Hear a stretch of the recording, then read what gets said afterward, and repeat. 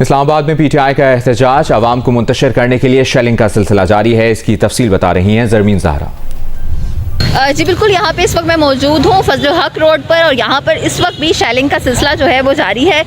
जिन्हें एवेन्यू पे दिखाई दे रहा है कि यहाँ पे शेल फायर किए जा रहे हैं और कुछ कारकुनान की यहाँ पे तादाद मौजूद है जो कि जिन्ना एवेन्यू से भागते भागते जो है फजल हक रोड की तरफ आए हैं और यहाँ पे शेलिंग के बायस जो है वो लोग अपनी आँखों को भी मल रहे हैं और साथ साथ कुछ जो लोग हैं जिनके पास पानी मौजूद है वो अपने पानी से अपनी आँखें भी धो रहे हैं। लेकिन ओवरऑल सूरत हाल ये दिखाई दे रही है क्योंकि डी चौक से बिल्कुल करीब ही रास्ता है, बिल्कुल फजल हक रोड है जो कि मिलाती है। बीच बीच में से ऐसे रास्ते भी मौजूद हैं जो कि जिन्ना एवेन्यू पे जाते हैं। मेट्रो स्टेशन यहाँ पे मौजूद है और वहीं पर ही शेलिंग का सिलसिला जो है वो इस वक्त भी जारी है।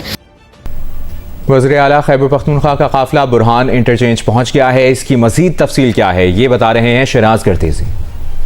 जी बिल्कुल, ताज़ा तरीन आपको अपडेट देते हैं कि अली अमीन गंडापुर का जो काफ़िला है वो हरो पुल के मकाम पे पहुंच चुका है और जो पाकिस्तान तहरीक इंसाफ के कारकुनान हैं वो मुख्तलिफ गाँव और देहात की रास्तों से निकले हैं और उन्होंने वहाँ से शेलिंग पंजाब पुलिस के ऊपर शुरू किया और पंजाब पुलिस वहाँ हरो पुल से बैकफुट पे आ गई है। इस वक्त जो हरो पुल के इर्द गिर्द जो रस्ट एरिया था जो पंजाब पुलिस के कंट्रोल में था